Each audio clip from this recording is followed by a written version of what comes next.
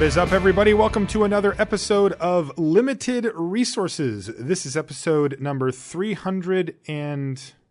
Is it 6? It is 6 because I put it in the show notes. also because it's number 306. Also because it's number 306. My name is Marshall. I'm one of your Limited Resources, and joining me on the line all the way from Denver, Colorado. Now, I'm actually not at home in Seattle, though. I'm in Milwaukee, so I don't know if I'm further away. Which one? This one's probably closer. It's Luis Scott-Vargas. Luis, hello, sir. I'm not sure what you were referencing, closer to who or what. But hey, I'm here. I'll be seeing you tomorrow. But for now, we're going to be recording Limited Resources. Yeah. So if I was in Seattle, would I be closer to you than I am now being in Milwaukee? I actually don't think it's that different. It's about the same. All right. I didn't feel closer. You know, I didn't get the vibe that I was closer. So it makes sense. And of course, I'm here to cover the Pro Tour. Luis will be coming in tomorrow, as he said, and we're recording this on a Wednesday. It's going to go up on a Friday evening or a Friday morning. Is that when we're putting it up, Luis? Yeah. The plan was to put it up Friday morning so that people who want to play in FNM and events over the weekend have access to, well, our limited resources. Yeah, and that's great. I think that's a really nice place to be. Now, before we get into all of our topics for the week, I want to mention our sponsor, ChannelFireball.com. Obviously, the place to go if you want to pick up, all the new Battle for Zendikar cards. You can get them there. Fill out any type of constructed deck you might have, something coming on. And of course, if you want to pick up sealed product, you can get it at Channel Fireball as well. Invite your friends over to have a draft night. It's one of my favorite things to do. And it's a really great way to spend time with a big group of friends and maybe even make some new ones. And of course, you can pick that up all at Channel Fireball, along with getting a full selection of sealed product and supplies as well. GPC Tech. It's coming up soon, Luis. It's a legacy for you old school legacy players out there. Seattle, Tacoma. It's on November 6th, and it's coming up pretty soon. If you need information about it, it's gpctech.com. And you're going to want to pre-register for that one pretty shortly here. There's not that many seats, and you need to get in there and get pre-registered if you're planning on showing up in Seattle.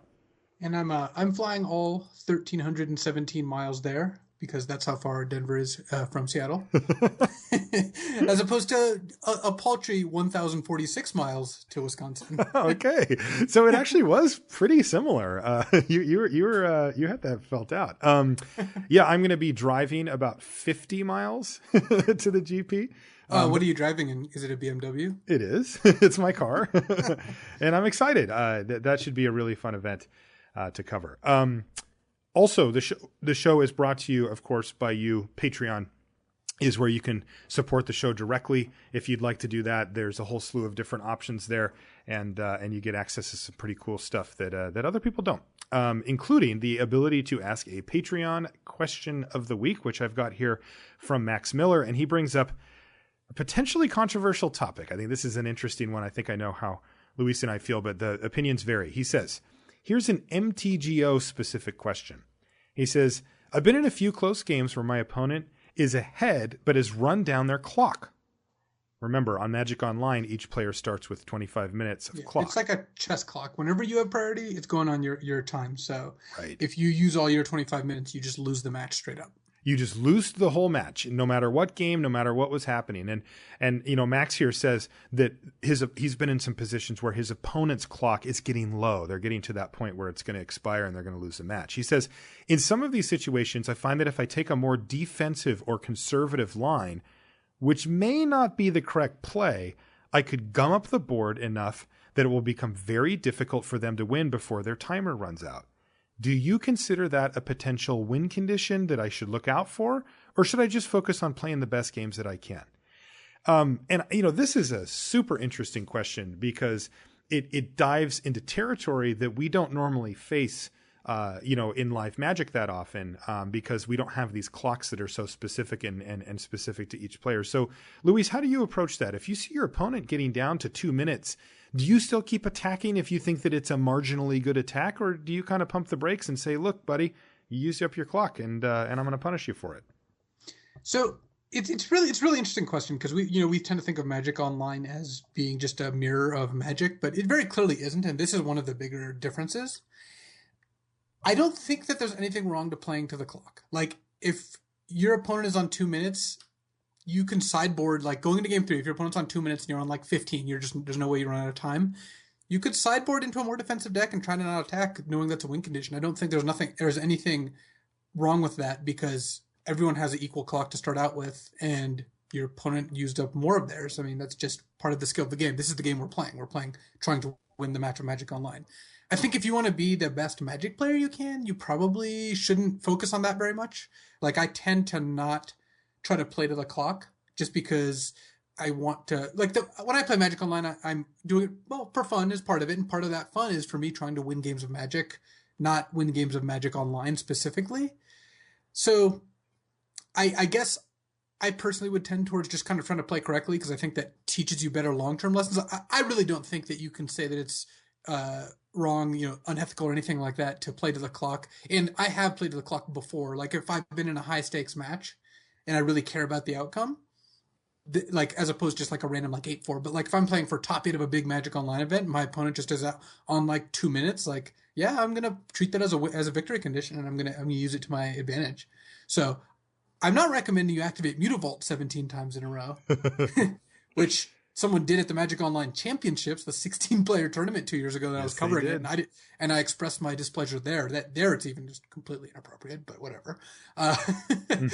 Partially because that won't work if your opponent auto yields to it. So you're really only punishing the people unfamiliar with Magic Online, who are also tend to be the people who have low clock to begin with. So I don't know. In general, I would recommend you don't do this, just because the thing that you win is much less valuable than just trying to play good Magic. But hey, if you feel like you have to, if you really want to win that match, then it's okay to do it. I mean, your opponent had the same clock that you did. They chose to use theirs in ways that, that they thought were necessary. I do have, by the way, much less sympathy if your opponent's just like sitting there for 7 minutes at a time, and that's why they're low on clock, like if they're doing something else. If it's someone who seriously just doesn't use the program much, and you can tell because every movement is slow, I would feel worse about trying to time those people out. But if it's someone who's very clearly like double queuing or doing something else, then at that point they have given up any sympathy that they may have gained. Yeah, and I echo that. I approach it the same way that Luis does. I understand when I enter that arena of Magic Online that I have agreed that the clock is a fundamental part of how this match is going to play out. And if I run out of clock, I'm going to lose the match. And I know that going in, and I expect my opponent to know it as well. So clock management is a skill that you need to play Magic Online. And it is, in fact, a skill that you need to play in real life as well. You can't just take forever on every turn. That doesn't work. You have to play at a pace even in real life that's conducive to finishing the match in the time given. And so what that means is I've practiced it, right? I've practiced using Magic Online in a more efficient way. One of the ways that I've done that I found really helpful is remapping the keys. You can, we've talked about, some of the function keys that you can use on Magic Online, like F6 and F2 and F3 and F7. And there's a bunch of them that you can use.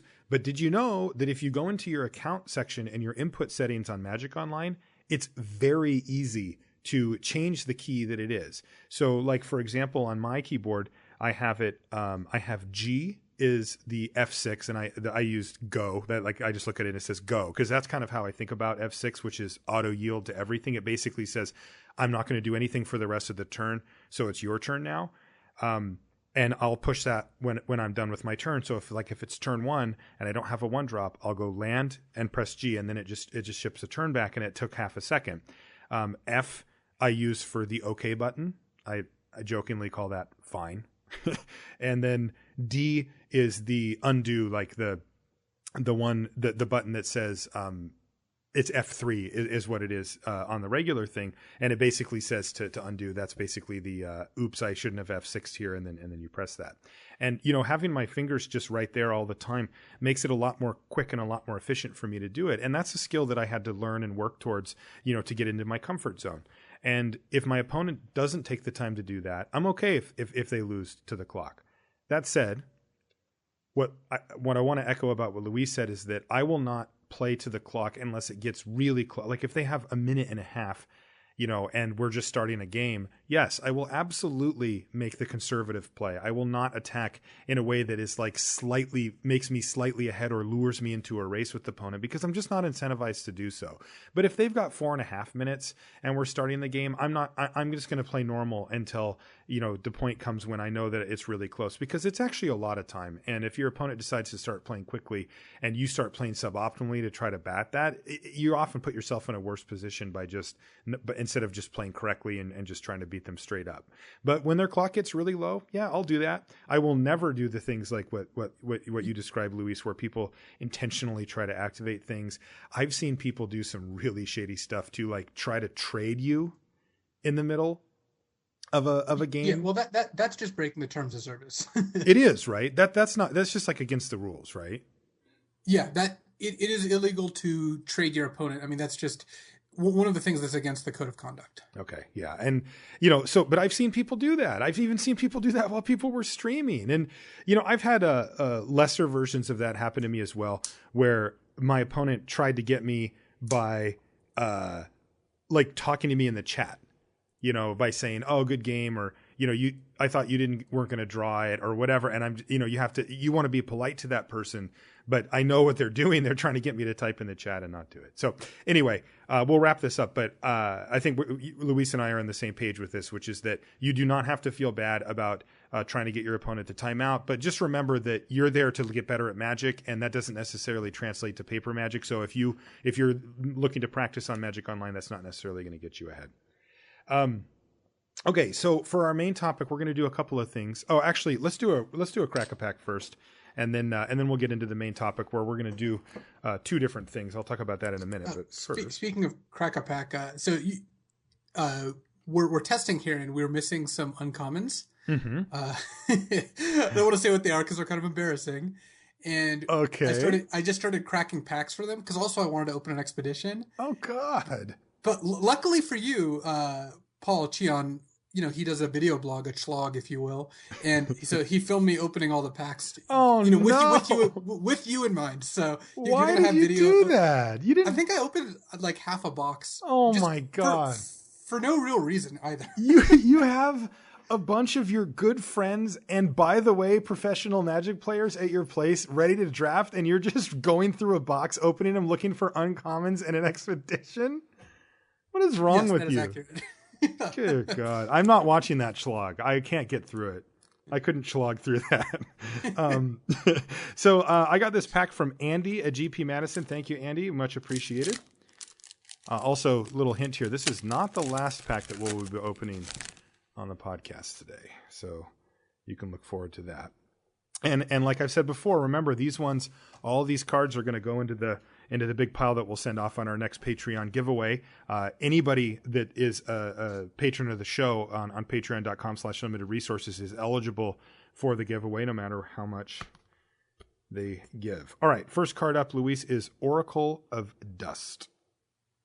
I do like this card, but I'm definitely not first picking it. This is one of the second tier cards for the devoid processor deck, where you really can almost always get one. I don't think I've ever had a deck where I'm like, man, I could use another Oracle of Dust and not had access to it.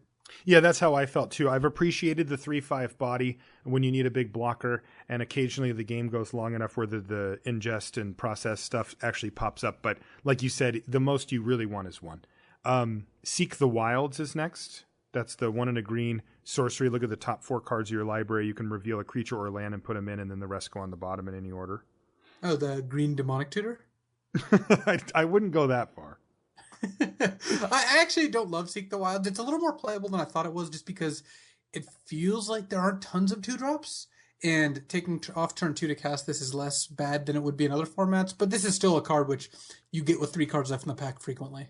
Yeah, it's funny. I feel the same way what you just described about Anticipate. I have cast a lot more Anticipates than I normally would because of the fact that it costs 2 mana and I didn't have a whole lot else to do on the 2 mana slot. Another 2 mana spell is Ultra's Reap. This is a key card in a black-green sacrifice deck, or not even a key card, just a card in it. This is a 1 and a black instant sacrifice a creature to draw 2 cards. It's a card that you have to do some work to enable, and the payoff really isn't huge. So, yeah, this is another card I don't put a high priority on. Yeah, same thing. Next, we've got Sure Strike, one of the relatively few combat tricks in this set. It's a 1 and a red for an instant. Target creature gets +3/+0 and gains first strike until end of turn. Very, very reasonable combat trick, but I don't think we're first picking it here.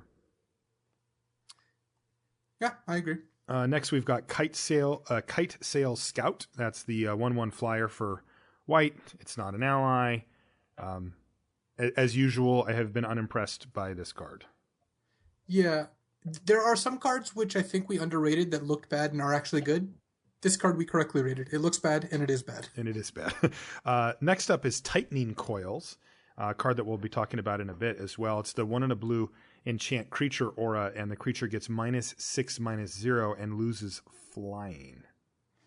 I like this card. It's fairly close to just a removal spell for 2 mana, which is pretty awesome because, first of all, blue doesn't get usually good cheap removal, usually just gets bounce. And second of all, it looks bad enough that you can get it pretty late when I think it's pretty good.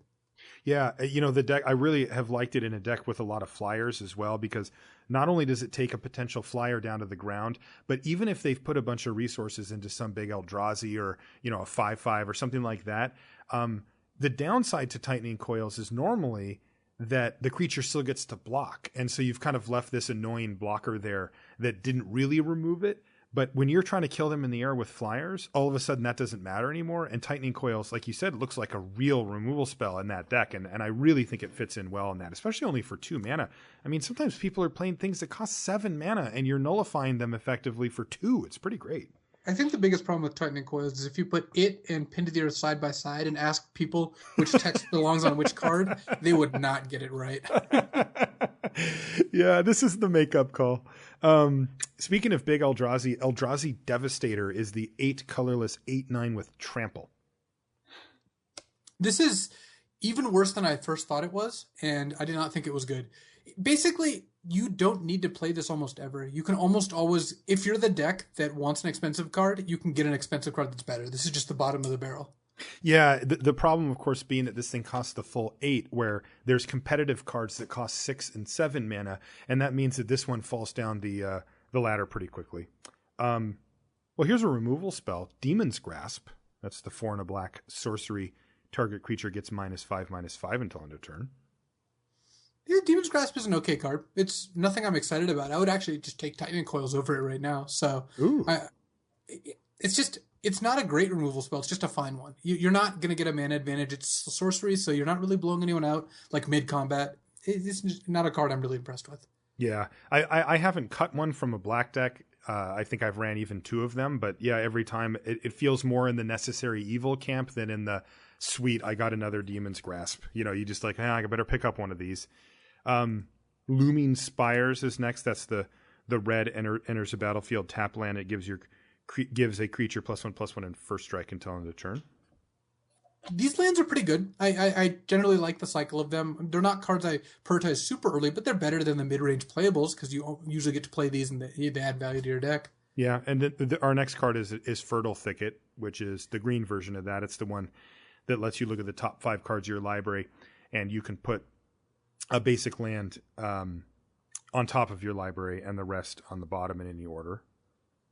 Yeah, Fertile Thicket is a fine card. It helps fix your mana. It's not a great mana fixer, but it's better than nothing. One thing that annoys me about this card is you should use the ability, no matter what, even if you don't need lands, to look at the 5 cards. You don't have to choose a land out of those cards, because even if you know you're not planning on getting a land, you're better off getting information about what's going to the bottom of your library and getting to change the order of that than you are just leaving your library completely random.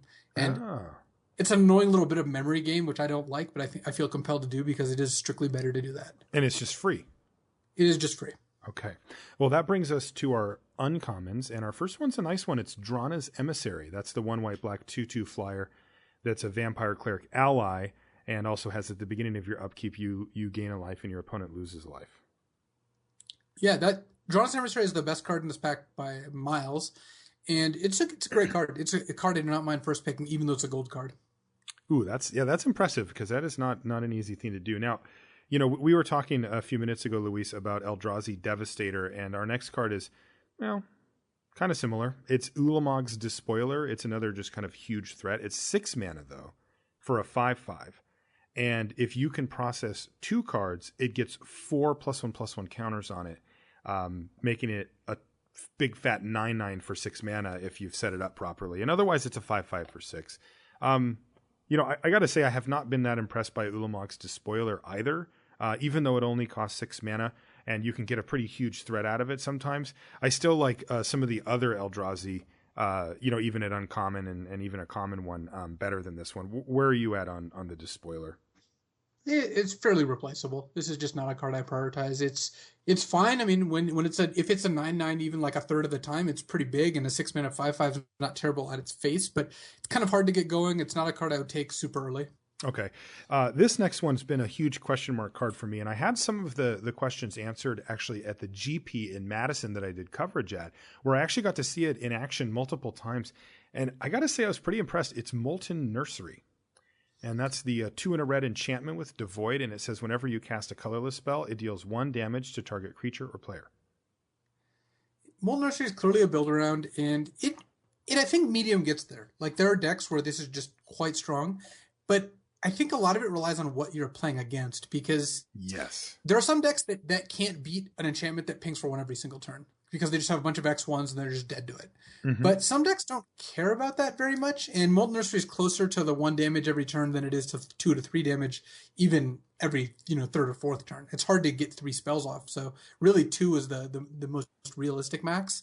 So some decks aren't really that worried about all that. So I think Molten Nursery is fine, but I don't know. As of right now, I don't think it's great. Though I'm curious what other people think about that. Yeah, I am too. I'll say that, when we did the review and thinking about it after that, I thought it would be too minimal of an effect, and of course taking into account the times when it doesn't do a whole lot, which is harder to see than the times when it does. That said, I think I agree with you when you said it medium gets there. Like, I saw it do work at the GP more than I thought it would.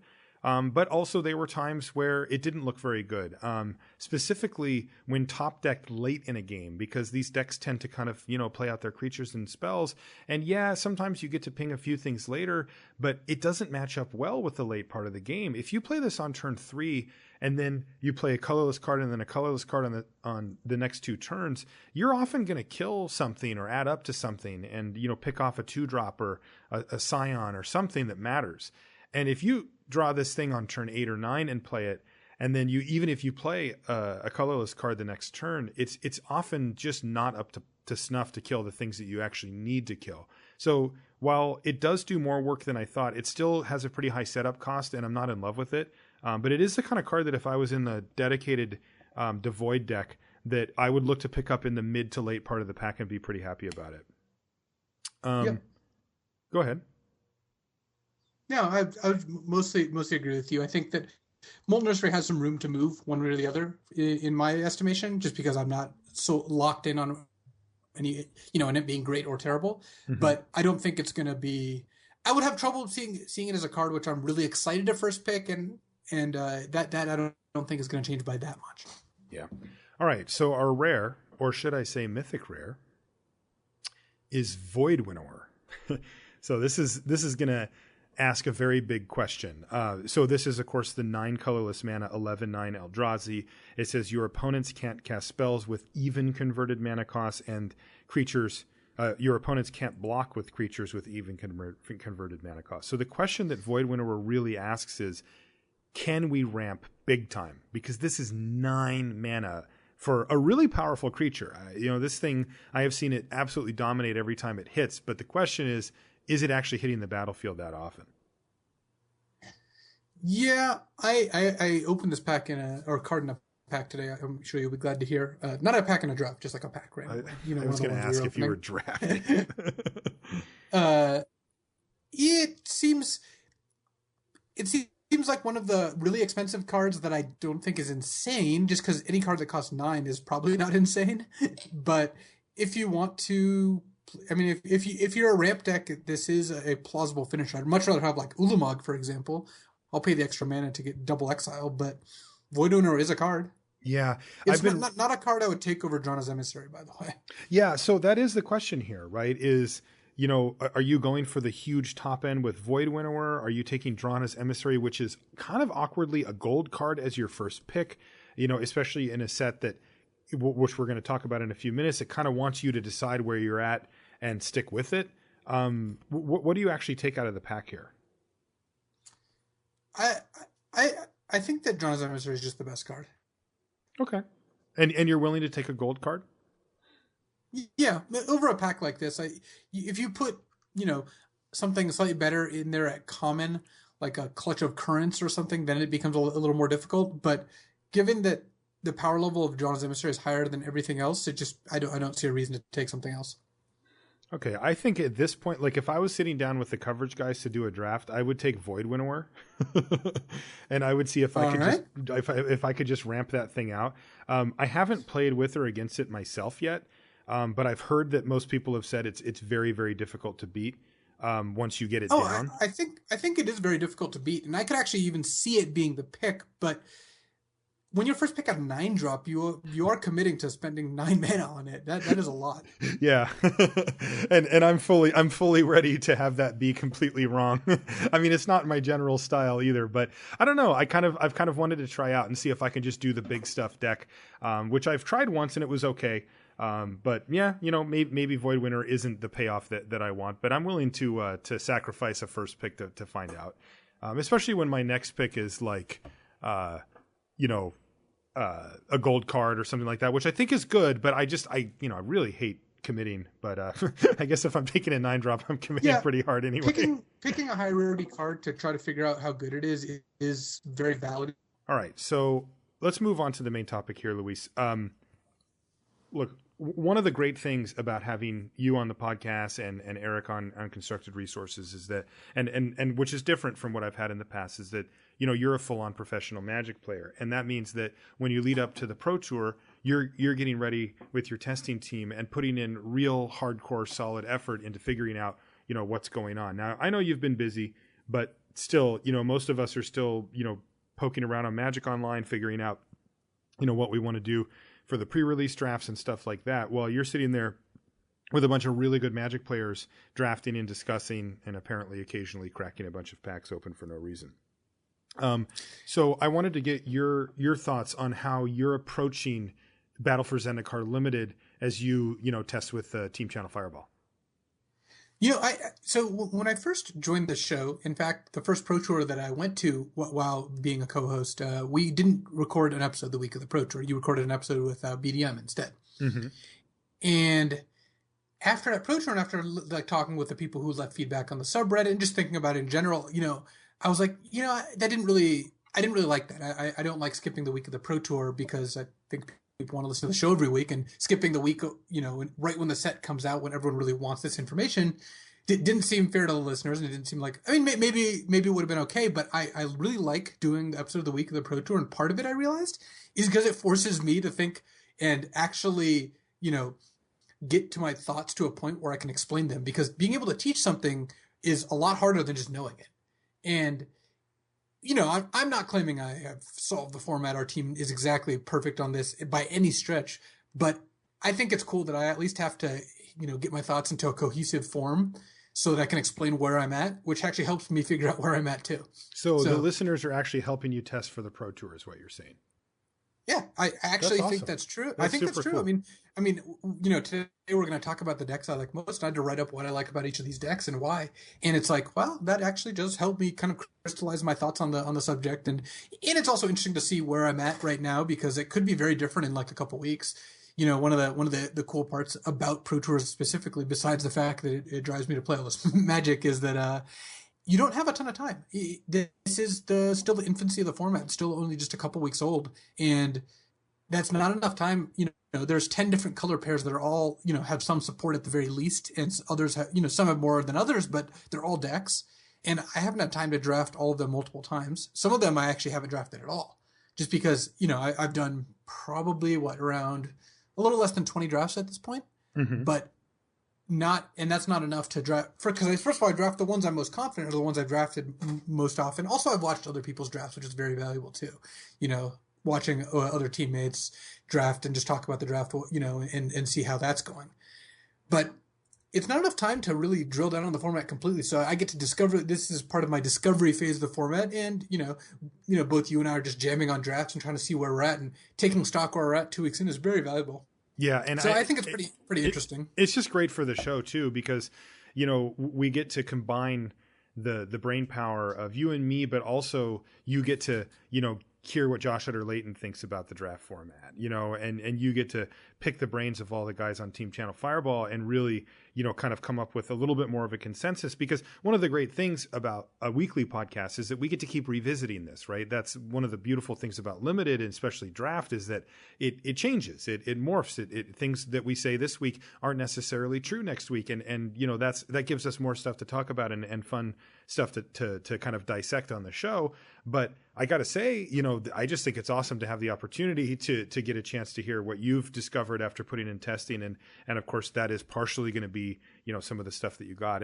And I think the compromise is great, by the way, of putting it up on a Friday where, because I think people may be confused, but, the Pro Tour testing teams are very protective of their information, right? They put a lot of effort and time into figuring out how the draft format works and, what kind of deck they're going to play in the constructed side of it. And that kind of information is valuable to them. And if you just broadcast it out to the world, that can be the detriment to them, because it means that teams that didn't work as hard and didn't put in as much effort can glean that information, and that brings the gap closer to you. But what we've done here is found a reasonable compromise where when we put up the show, it's in a time frame that allows you guys to still keep the information that you've, gleaned from your hard work. But also it benefits our listeners because, it goes up at a time when it's still relevant to them as well, going to FNMs and their local drafts.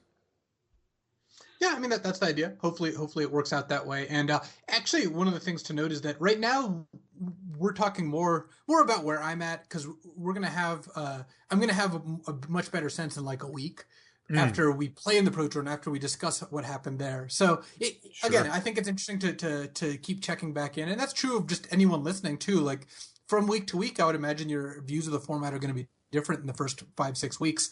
After that, it starts slowing down a bit because you've at that point presumably drafted enough that you have a much better sense. And it's so funny looking back at like picks that seem difficult now in like 3 weeks are just not going to be, because we're going to know the answer. We're totally going to know. Yeah. The discovery phase is honestly the most fun part. So this is one of the shows I really like doing the most. Yeah. I've been putting in overtime, buddy. I took a bus today from Madison, Wisconsin to Milwaukee, and I drafted on the bus. All right, well, that is impressive, but I think I've got it beat. What did you do? At lunch today at work, I drafted twice and completed both drafts. No way. And now you may think that means that I just get to draft at work all day today, which not actually accurate. What happened was I joined 2 drafts at the same time, lost round one of both, so I was done well within the hour I had for lunch. Those do count as completed drafts, and in fact, I lost in the first round of mine as well. So my plan the last 2 days, because I'm working this week at least until I leave, is draft over lunch, do the draft, play around, and then drop, because again I take about an hour for lunch. I did 4 drafts over those 2 days because, again, I have 2 monitors and I just do one draft on each one. I started about 5 picks into the first one, just, because people take so long to pick and all that. And both days I lost round 1 of all 4 drafts. So, I can say I've solved the format, if the format is how to finish drafts over lunch. All right, you got me. Yeah, that is better than my single bus draft. All right, so where are you at here? Let's get into it. Battle for Zendikar Limited, you've been putting in some work, and where are you at right now on the format? So you know how Origins was all about drafting a curve and all your cards wanted to affect the board and not really trying to assemble too many synergies or combos? Yeah. Battle for Zendikar is about as far from that as you can get and still be recognizable Magic Limited. Yes. It really reminds me more of Modern Masters than it does most expert level sets, most normal expansions. So, and the reason it's like Modern Masters is Modern Masters, both of them actually have had these 10 color pairs, and each one has a specific theme, and you really got paid off for going into the themes, and you really got punished if you didn't. Battle's not as extreme as that, and the variation isn't quite as wide, but Battle for Zendikar really feels like if you're not drafting a synergistic deck of some kind, you're generally going to have a lower power level than your opponents. just because the packs actually have a lot of really low power level cards unless you're enabling them. You can easily look at a pack 3 picks deep, and let's just say you're like red, green, no specific theme, and have no cards that are good in your deck, even if there's 3 red cards and 3 green cards. Yeah, and we saw that at the GP as well. We got to watch some of the pros draft in day 2, and it was tough. It was very demanding that they. And I think you could tell the pros that had figured that out, because they would take picks that looked a little weird, right? It's like, wait a minute, that's a really good card. And they would take what looked like a lower power level card, but it was actually a synergy pick, because they knew that at the end of the draft, they needed all their cards to work together to make the most powerful deck, and not necessarily taking individual high power level cards. And that has really fleshed out so far in the early part of the format. I'm not sure if it will stay that way the whole time, but for now, it's like, get in your lane. And like you said, it reminds me of Modern Masters in that way. Yeah, it really is. And it's not because individually powerful cards aren't good. It's just because they don't exist at comment all that frequently. No. Like, yeah, you have your like sheer drops and clutch of currents. These cards are just great. You put them in any deck that can cast them and they'll perform. But you also just have a ton of these like, processors and ingestors and allies and life gain cards and converge cards, and all those cards, they're just garbage if you don't enable them. Mm-hmm. So trying to figure out what you should be doing in each draft is the really hard part about the draft. Once you're in the right lane, once you're in the right archetype, it's not actually that difficult to draft them, I don't think, because the cards do a pretty good job of explaining what you need. But what I think that the way to succeed in this format, at least in my experience so far, is spending the first couple picks trying to figure out which decks are open. And there's a couple things that go along with that. One is that wasting a couple of your first picks is not a huge cost. Yes, you don't want to do it. You'd much rather, first pick Rolling Thunder, second pick like a red-black beatdown card, like a forerunner of Slaughter, third pick a black card, fourth pick a red card, and just end up, sick red-black beatdown. Yeah, that's obviously great.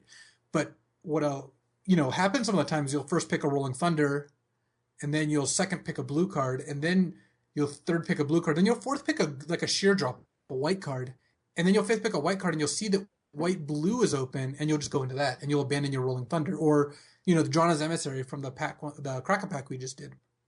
I take that card with a reasonable expectation of just leaving it in the sideboard, because sometimes just that black-white life gain or allies just aren't open, and you just end up, hey, you know what's open? Blue-red devoid. You should be drafting that instead. You see a 6-pick Mist Intruder followed up by a 7th pick Benthic Infiltrator, and it's like, okay, I should be doing this. And you really don't have, we always talk about not getting married to your first picks. It's really true here, because it's important to figure out what deck is open. And that also means that you could be blue passing to blue and both be correct to be drafting blue. Which is really weird. Normally that's the kiss of death. Normally your whole job is to figure out which color is open. But notice I haven't been saying colors. I've been saying decks, because you could be blue-white, Awakened Flyers passing to blue-red devoid, or you could be like white-green allies passing to like, like some sort of like, I guess green-red landfall overlaps a lot, but like you could easily be white-green allies passing to blue-white Awaken, passing to red-blue devoid, and I'll be pretty happy with that situation. That's crazy. So, even though it's like white, then blue, but this isn't Origins. This isn't, you took the person to your left's Topan Freeblade and they get garbage. It's you took a card that is going to be great in your deck and terrible in their deck, passing them a card that would be terrible in your deck but great in their deck, despite being the same color. Yeah, the thing that it makes me think about, and I'm trying to kind of form a map in my head of how these cards are. And I actually wrote about this for the limited information column this week as well. I call them the pivot cards, the cards that are in between archetypes, because there are some cards that will actually, kind of happily go in either.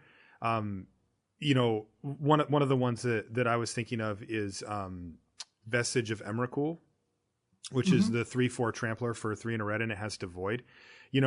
That's the kind of card I think that you can put into your Devoid deck and it's fine. And you could also put that into, say, like a green-red landfall deck or a beatdown type deck, and it's okay there too. It still, holds its own.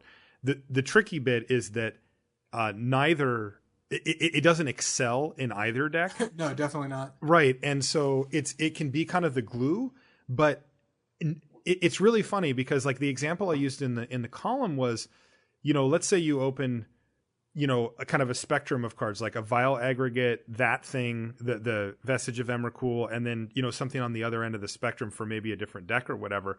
And I posited, that at some point you can find the cards that are those pivot cards and favor those until you know what lane you're supposed to be in.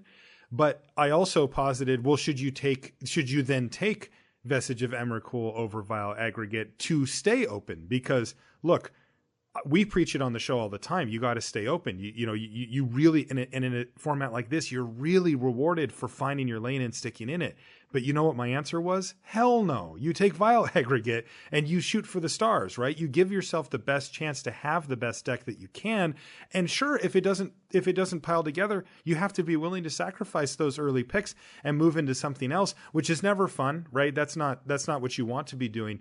But the key is that you're keeping an eye on it while still taking a good shot. I think that goes back to our Crack-A-Pack that we did earlier, where you took Drana's Emissary and said, I'm going to take the card that I think has the highest power level for its, cost. It's like the best card in the pack.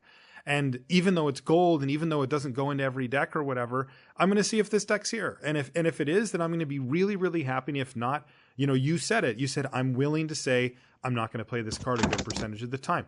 And if that's the case, then away it goes. So I think it's really interesting to start to get into the next levels on this stuff with these pivot cards and this other stuff. And when do I actually, hedge in that direction versus when do I just take a stand and say, no, I'm going for the best deck I possibly can here. And these are all sort of the things that we're going to have to navigate together as we figure out this rather complex format. This is not Origins. This is a super, super complex format to try to figure out. It is. And trying to figure, there is definitely value in taking these cards that let you stay open. The problem is sometimes you pay a cost by doing that. When you take Vestige of Emrakul over, like, let's say Benthic Infiltrator, because you're not sure, and even though it can fit into both Blue-Red Devoid and like Red-Green Landfall or Black-Red Devoid, you are paying a cost because it's worse than Benthic Infiltrator when you end up in one of the decks that want Devoid cards. It's just better in the decks that don't. So trying to balance that is actually just, again, part of the complexity that we're talking about. Like, do you take a card, that's a 9 if you end up in the right archetype, or a card that's 7 in multiple archetypes? Right. And then, taking that question a step further, what if it's a 6, right? What if it's a 5.5? Like, how low do you go to try to stay open? Because there is a big upside to staying open from a big picture perspective. But my choices so far have been, I push hard. I'm like, you know what? I'm going to take the card that I think is the best, and I'm going to see if that's open. And if that isn't, I'm willing to jump ship. But I'm going to have to be shown that because I want to give myself the chance to have the best possible deck. Definitely, and kind of following that, you always want to open good cards, but opening one of the cards that can fit into any deck is, of course, the dream, right? You want to open the Rolling Thunder or the Grip of Desolation or the Coastal Discovery. These are all, what I consider like Windmill Slam first picks that also fit into any archetype that is their colors. So I would rather do that than open, one of the cards like, Nettle Drone, or even like, let's say Tajuru Warcaller, which is one of the best cards in the set too. That card is awesome. Mm-hmm. It does push you in a specific direction. And if you end up not in that direction, then it's not as good as, say, a Rolling Thunder. But, you can't always do that. So the top of my priority list is opening cards that are great in every deck. The next is open cards that are great in a specific deck. I'd rather take a card that's great in a specific deck than a card that's mediocre in a bunch of decks. Moving on, you'll take the mediocre in a bunch of deck cards over the cards that are just like, decent in their one deck. But trying to figure out which deck is open is really the key part. And going into the Pro Tour here, I've got 4 decks which I like more than the other ones. There's 10 color pairs. They're not all equal. I think that we're going to have a better idea of the sorting a couple weeks in. But the 4 decks that I have liked best are the Blue Devoid decks. I guess that's a little cheating because that's kind of like 3 different decks. Mm-hmm. Well, 2.5. Blue Green Devoid barely counts. Yes. I did draft it once though, and it was good. But Blue Devoid decks, the Blue-White like Flyers / Awaken deck, which you also mentioned, and Black-White Life Gain deck, and then also the Green-White X Allies deck. So this is basically I found mostly to be green-white base, but you often have converge cards, you often have another color or another 2 colors or another 3 colors, and you don't have to be allies, but you almost always are. So I guess what I wanted to do was kind of talk about just a brief look at these decks and what pushes me into them, because I think that's the kind of the important part here. Is I'm not going to drill down super deep on exactly how these decks are constructed. I mean, I think we're going to have time for that as we do the show every single week. But right now, I kind of want to lead with the cards that make, like, when I see one of these cards third or fourth, I think this deck is open. When I first pick, one of these cards, I feel pretty happy about it, and that's how I end up in these decks. Because figure out how you end up in a specific place is really important too. Because we can talk about these different decks and what makes them good, but I think trying to say, like, hey, how do you end up here? Because once you're here, it's a lot easier. How do you end up here is really the important part. Yeah, and I think this is great. We kind of divide it into like bite-sized chunks. It gives you something to think about as you're on your way to your F&M, or maybe you're going to play a draft on the weekend, and maybe this is one of the directions that you want to go, as some of the ones that Luis has found that have attracted him the most in the early stages of the format. So which one do you want to start with, Luis? I want to start with the blue Devoid decks, especially since blue-red Devoid, I think, is most people's number one in terms of what deck they're looking for. Mm-hmm. Just based on watching the Grand Prix and talking with people who went and talking with people who didn't, just a lot of people who have been drafting. And blue-red, there's basically blue-red, blue-black, and somewhat blue-green. There's not a blue-white Devoid deck because white does not get any Devoid cards. Mm-hmm. They're all allies. So of those 3 decks, I would say blue-red is the best, followed by blue-black, and blue-green is kind of like a footnote. Okay. But blue is definitely the main color here, because blue has a lot of the big payoff cards and a high concentration of Devoid cards and the best enablers for processor. It has the best ingesters. So kind of what you're trying to do in this deck is part of the strength of this deck is it can play a couple different ways. It's just overall a pretty high power level. It's not a beatdown deck. It's not really trying to curve out, but it's got one facet, which is ingesters like Mist Intruder and Benthic Infiltrator that enable cards like Merc Strider, Ruin Processor, even Oracle of Dust if you need to, and then some of the higher rarity cards too that are quite good. And then it's also got just the powerful Devoid, like all my colorless creatures get +1/+0 with Ruination Guide, or +0/+1 in Tide Drifter. And these are just these uncommon creatures that can give your whole deck this bonus if you drafted a full Devoid deck. And that, of course, combines well with all the Eldrazi Scions, which a lot of these cards do tend to make.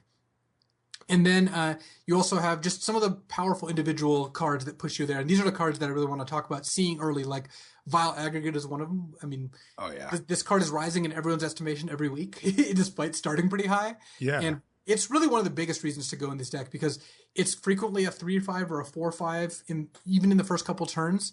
And it has ingest, which most people don't even realize. Yeah. Like I've had multiple people get very confused when I try to, tell them to exile the card. And it has trample.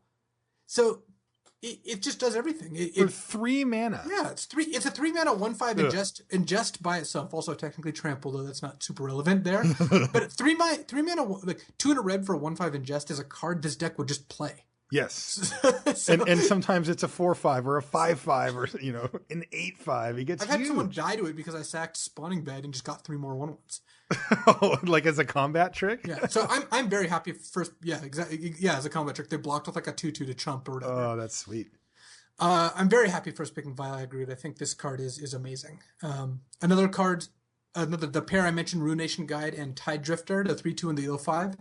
These cards are both very strong, and I do not mind taking these early. These are the cards that I often do see them third or fourth pick, and I usually take that as a sign because they're just so good.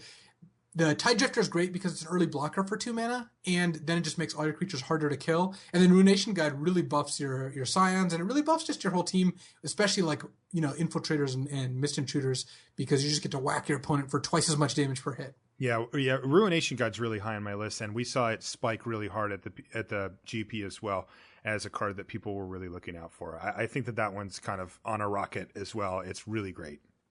Another one which and this is a card I don't love first picking as much because it's gold. This is Herald of Kozilek. It's 1 blue-red for a 2/4, and your colorless spells are 1 cheaper.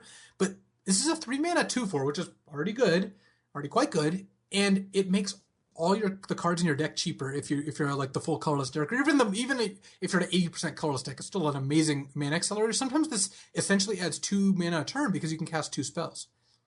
Yeah, it's explosive. Yeah, so this is, and it's a great early blocker. Herald of Kozilek's one of the cards that I also take as a sign. When again, I don't love first pick and gold cards, but when I see this third or fourth pick, I tend to think that blue-red Devoid is open, and it's one of the cards that really pushes me in one direction. If I have like, 3 blue cards and a white card, and then I see a Herald of Kozilek, I'm very likely to just take it there. Another card which leans me slightly towards this deck, but it's just an amazing card overall, is Grip of Desolation. I think people are still underrating this card. Such a beating. The 4 black, exile a land and a creature at instant speed. Because, first of all, with Awakening the format, this is just a 2/4, just kills 2 creatures. Your opponent's just going to have 3/3 lands in play. It also enables your processors. Again, don't count. I don't say this is like, oh, Devoid's open because this card is there. I think it's more like, if I have this card, I have an extra card that enables my ingesters or processors, so I'm more willing to take it. But this card is just incredible regardless. This is on Rolling Thunder tier level of card. Yeah, it's a fantastic card. It might actually be better than Rolling Thunder, by the way. Wow. I don't think that that's implausible. I think that there's a chance that you should take this card over Rolling Thunder. That's insane. Yeah, crazy. I mean, Rolling Thunder kills 2 decent sized creatures for a bunch of mana. This also does that. Yes. And there this are kills differences, even bigger ones, yeah. But when your opponent has a Ruin Processor, a 7/8 in play, you just want Grip of Desolation. Mm-hmm. And then the last part of the decks, like I mentioned before, the kind of mid-tier cards like the Mist Intruder, Benthic Infiltrator, Merc Strider, Ruin Processor. These are the kind of like filler cards. Kozilek's Channeler is one of the better cards in this category. Yep. Because it's a great card. I mean, one of the things about Kozilek's Channeler is I played it in every deck I've drafted it. There's very low risk, but it does work well in the deck. So in general, I'm looking at these powerful uncommons to push me into the deck, or something like a 5th or 6th pick Benthic Infiltrator is a reason to go into here. I've found that Merc Strider, the 3 in a blue 3/2 that processes to bounce a creature, you can frequently get these with 5-6 cards in the pack if no one else is drafting Devoid. And I don't expect that to be the case with the Pro Tour, by the way. But I think that Merc Strider is of lower priority to me than it is the enablers, because there are a lot more processors than there are good ingesters. Because I don't really count the 1 in a black 2/2 ingester as an ingester, because it just doesn't get through all that much. And the same with Dominator Drone. Whereas Infiltrator and Mist Intruder are very high picks because they do ingest very reliably. Yeah. One thing to note about these archetypes is that they do vary a lot. The black-red version tends to be much more aggressive, has a bunch of incidental forms of damage that can really add up and kill your opponent, which does sway which type of cards you want a little bit, especially compared to like the blue-black version, which is a lot slower, it leans a lot more on the whole ingest and process thing than the other ones do. And what I've seen so far is that the red-blue ones kind of resides in the middle, where it isn't reliant on tricky stuff as much as the blue-black version. It doesn't hit quite as hard as the red-black version, but the blue-red one, of the Devoid decks, of course, is what I'm talking about here, it seems to be in that nice middle spot with some really nice punch. You get access to some really solid cards. It plays out fairly similarly most of the time, and it seems to be the most consistent of the 3 as well. Yep, I agree. And this is the deck I'd be happiest drafting, I think, if it was open, but I'm not going to try to force it. But I'm gonna bias myself a little towards it, though. It'll be interesting to see what ends up happening. Okay.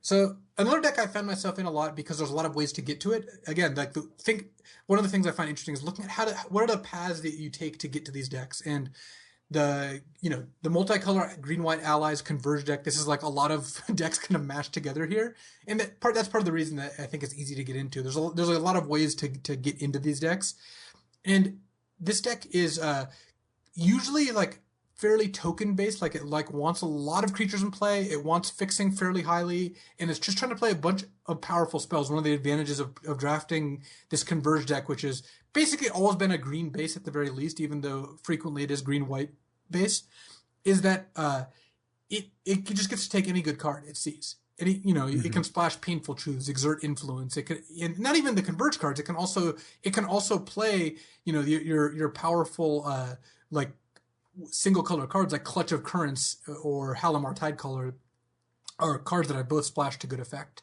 And some of the ways to get into this deck are the powerful allies, like Tadru Warcaller is one of the best uncommons. Yep. It just 3 and 2 green, 2/1 give all your ally, when you play it or another ally, give out your whole board +2/+2. Yeah, it's huge. This card is awesome. It ends the game by itself a lot of the time, and if you untap with it, it does even worse.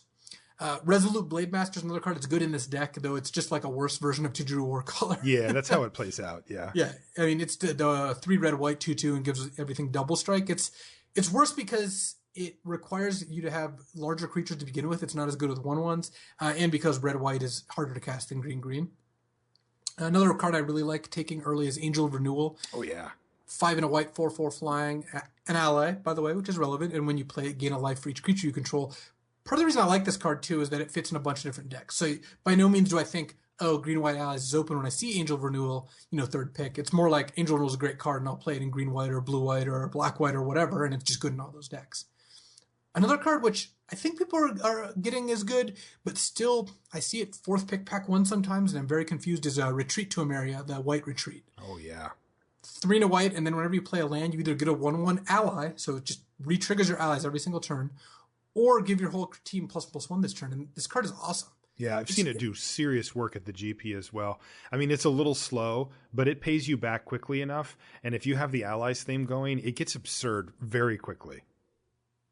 Yeah, it's a combo in and of itself, and it combos with a ton of other cards. Yeah. So the only requirement of this card is that you have lands in your deck. So I'm, pretty happy taking this card. It's at its best in the allies deck by a lot, but still great in every deck. So, would you first pick a card like Retreat to Emeria?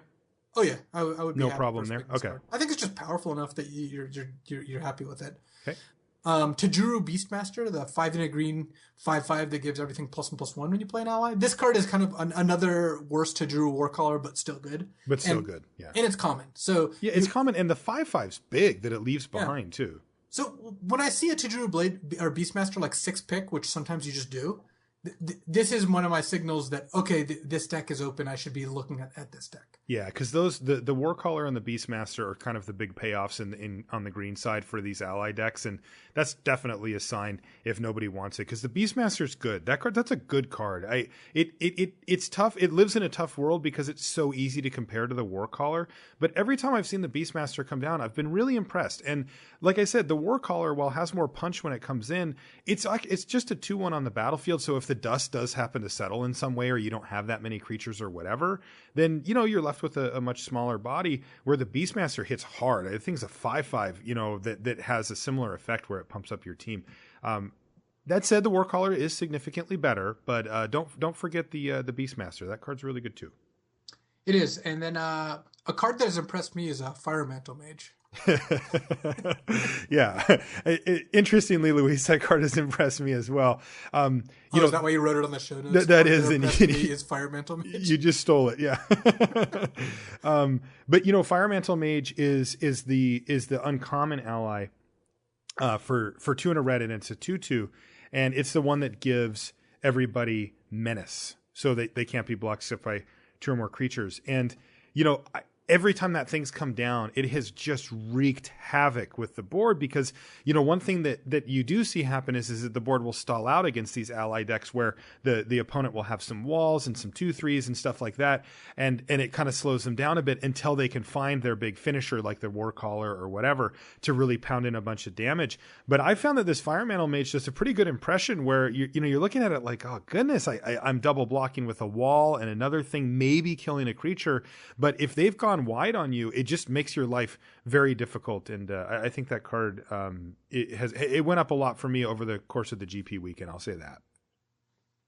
Yeah, I agree. It's the card that is most frequently, along with Tajuru Warcaller, led to the, well, if you got another ally, I guess I'm just dead. Yes, exactly. Which is exactly what you want if you're in the allies deck.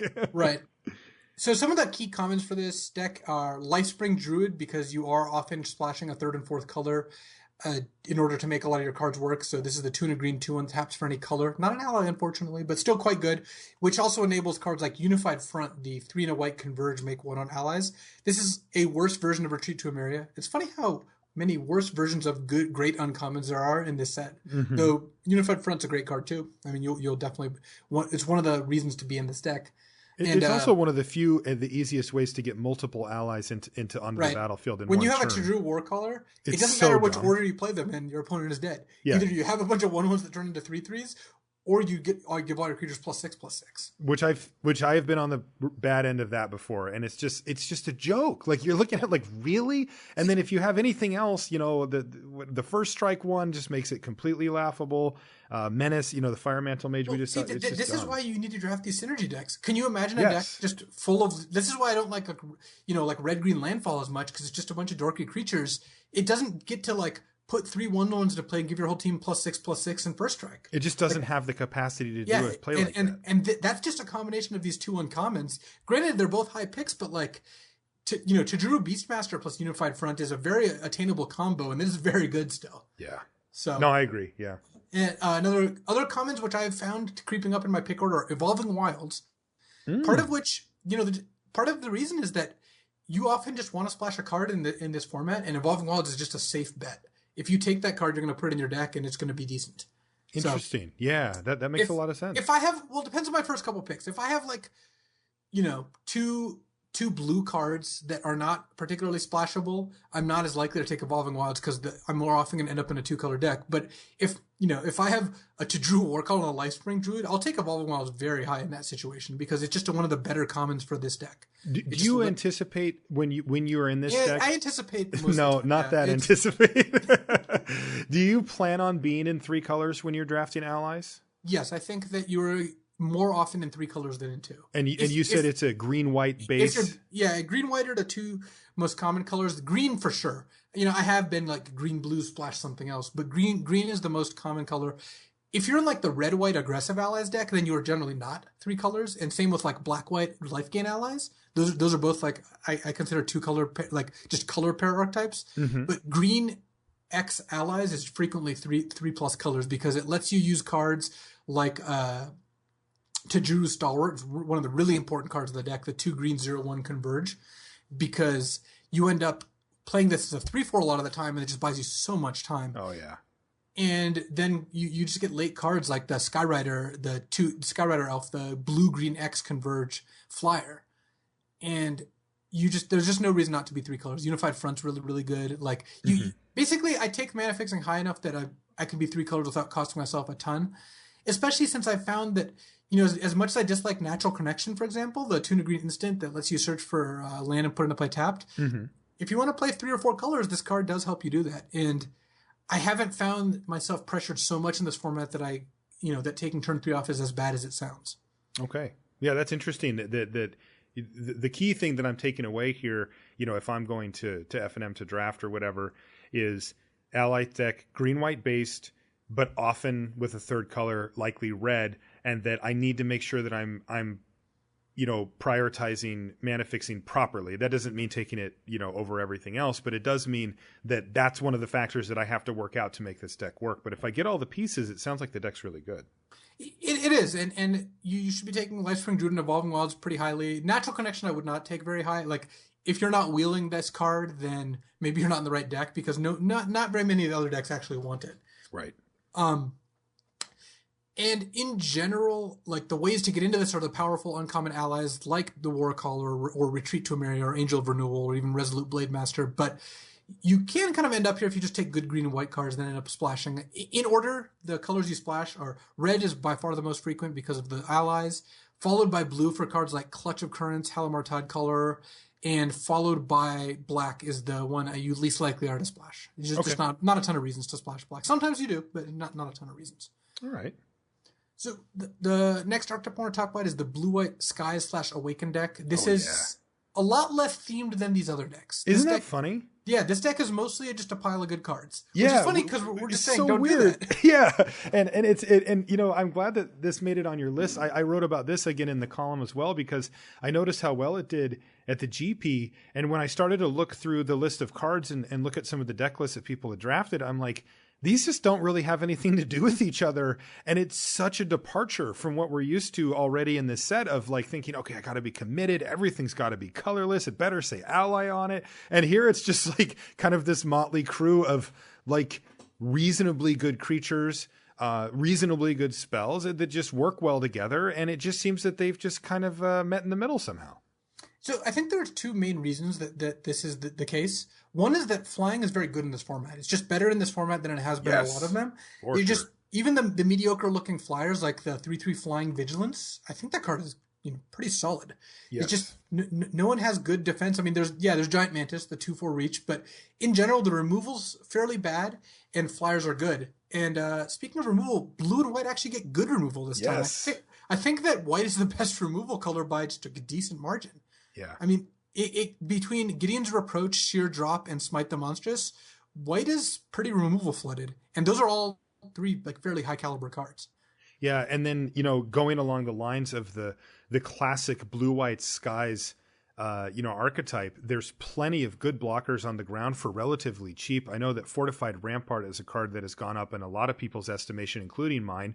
The 06 wall for 1 and a white, it just seemed like it was homeless when we looked at it in the set review, because it's like, where does this fit? It just, like it does its job well. 6 toughness is a lot for 2 mana, but it was just hard to imagine that there was going to be a deck that really wanted it. But this is the one. You pay it for 2, and like I found it especially good against landfall creatures where they want to leverage each landfall trigger to the most of its ability. And when it's making their creature like 4 power or 3 power and you're just blocking it with an 06 wall repeatedly, they have to keep playing lands in the early part of the game. They can't, save those for later. And you kind of just run them out of landfall and they're left with a bunch of medium to small creatures.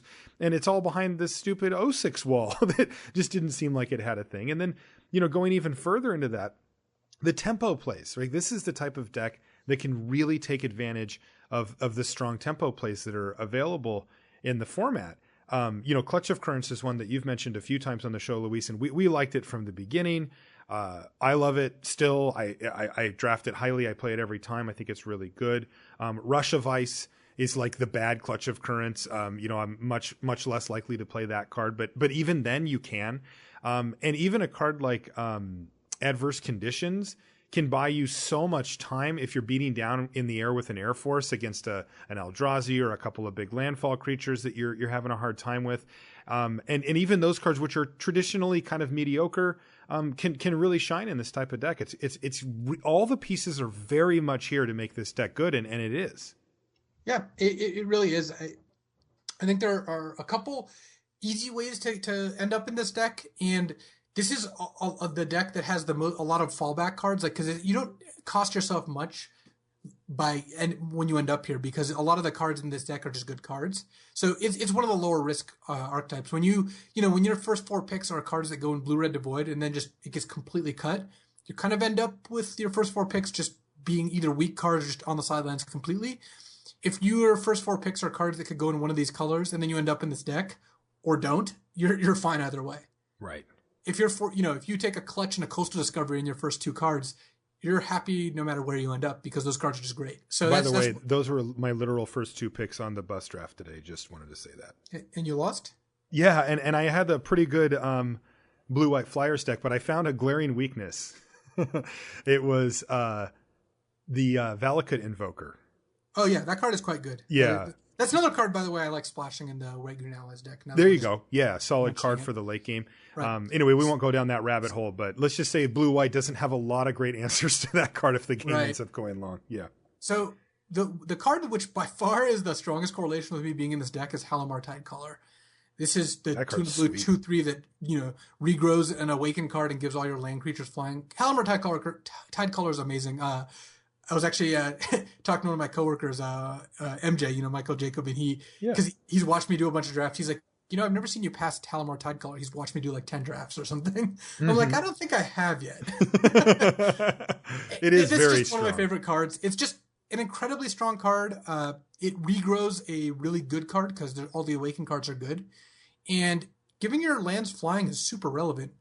Plus, I got to go infinite once. I got to Clutch of Currents by Tidecaller, making my land a 3/3, and then recast the Tidecaller, then Clutch of Currents the Tidecaller, making it a 6/6. That's amazing. It's not very fast, but no, not mana efficient, but that's great. Keeping that trick in mind is really worth it. You will sometimes want to end up there. And so, Halimar Tidecaller is the best in blue-white, because blue and white just have a ton of great Awaken spells. So it's just kind of natural. And the thing that really works well about the Tidecaller we talked about in the set review was that you can use, if you're not going to get value anyway, you can use your Awaken spell early for its not Awaken cost and then do it. But preferably you're going to do it for the big one. But that's not actually even the best thing about it, is that you normally, when you look at a card like Halimar Tightcollar, I think of a card like Oromancer, right? Where I'm like, well, sometimes I'll get some value out of it, right?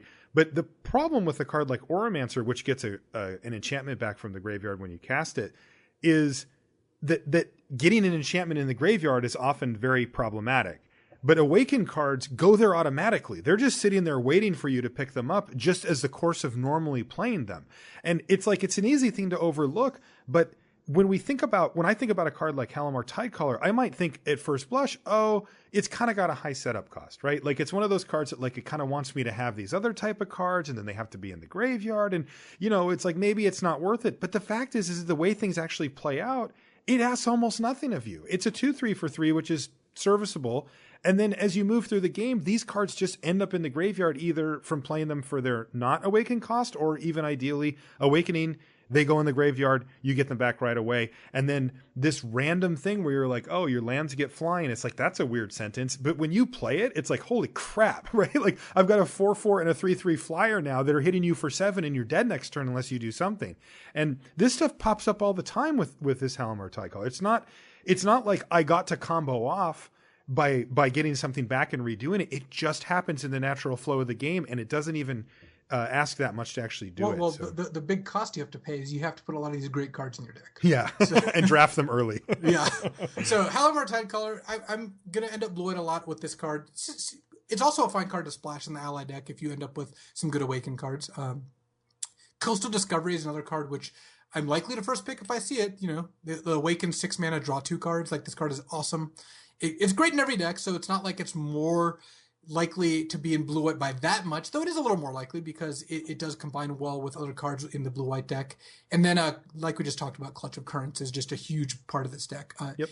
One of the strengths of this deck is that Shadow Glider and the 3/3 Flying Vigilance are neither of those are cards, the Ghostly Sentinels, or neither of those are cards that other decks really want all that much. So you can get them later than you would otherwise, because they're not allies, they're not devoid, they don't, do anything with any of the other themes. So you can kind of get a Ghostly Sentinel 10th pick, and that's just not that uncommon. Right, and that's and like you said, that's one of the core pieces of the deck too. So that's great. Yep. So I tend to use my early picks on like the Smites, Reproaches, and Sheer Drops, and Clutch of Currents, and then pick up the flyers later with defensive cards like the Fortified Rampart and whatnot. Cards you can pick up late also. So this deck is pretty good. And I think it's one of the least themed decks, but I found that the combination of flying and good removal is actually good enough to carry the deck, even if it's not combining in that insane of ways. Yep.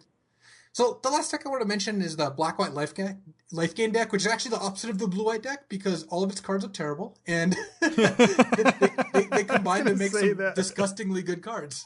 That's funny. So what's the big appeal here? Because I'll admit, I have not drafted this archetype yet. It doesn't appeal to me like as one of the stronger ones, but I haven't also been punished yet by somebody, showing me the way this is done. So what are the key pieces to this deck? So Drana's Emissary is one of the easier ways to end up here, just because Drana's Emissary is such a great card. Like, if you end up Black-White not life gain, Drana's Emissary is still fantastic. Mm-hmm. But and she is an ally too, so that's just an extra bit of value. But in general, Drana's Emissary is one of the better ways to enable this deck. Bloodbond Vampire is one of the bigger payoffs. The 2 black 3/3, and then when you gain life, put a ++1 counter on it.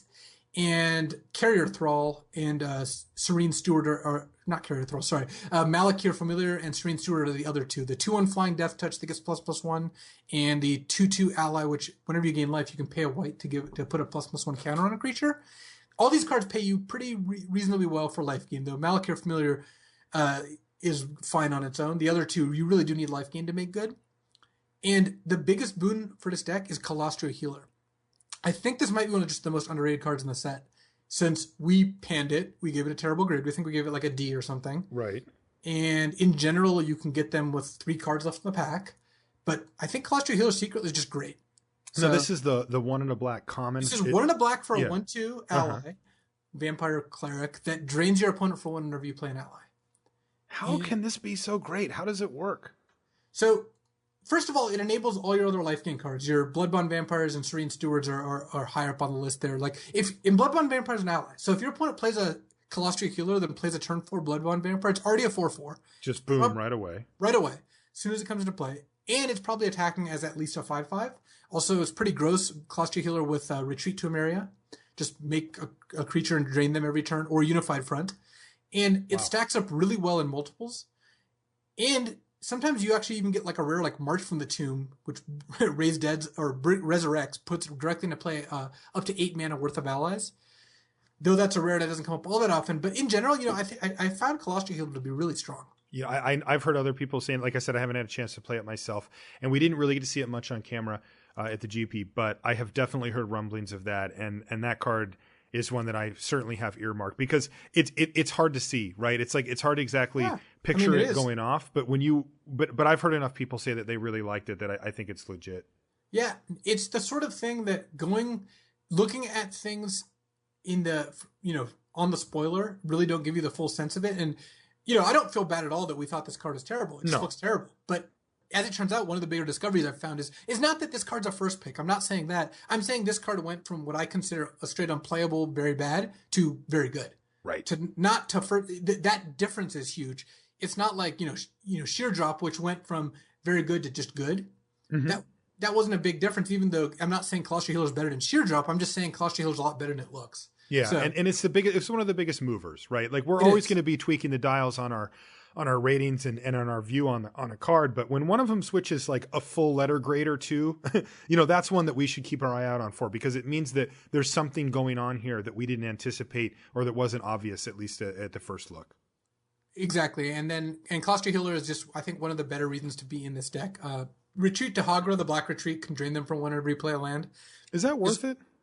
This one I don't like unless you really, really have the life gain stuff going, but it's the sort of thing where if you desperately need an enabler, it'll do it. Okay. But it's not really what I'm looking for all that much. Another card which has impressed me is Colostria Nightwatch, the 4 and a black 4/5, also an ally, and as well as a vampire warrior. And when you gain life, it gets flying.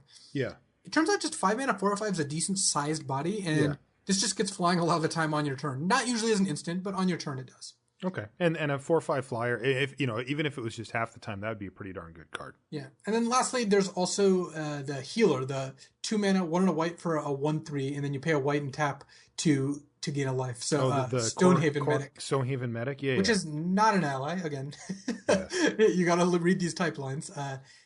This is the kind of card which is fine, but is just not the card that I'm looking for unless I really have a lot of good life gain stuff going on. But, when all the pieces come together, I think this is a very good deck. So it's on my radar for sure. Okay. Yeah, that's good to know. I'm excited to try that one out because, like I said, I haven't really had experience with it.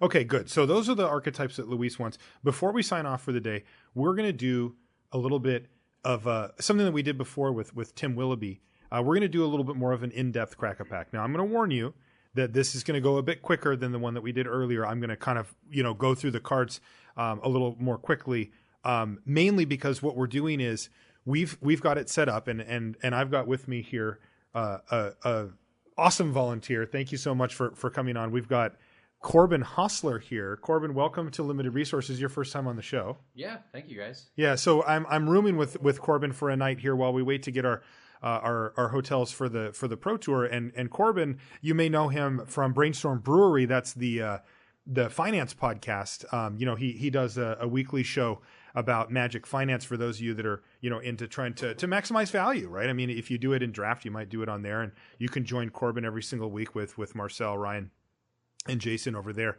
to get your information and have some fun. It's kind of a hangout style podcast as well, where you guys maybe tease each other occasionally and whatnot. And anyway, and I brought you on, Corbin. There's no place for that on a podcast. Yeah. Luis says there's no place for that on the podcast. Definitely not. Yeah, even though he does it constantly.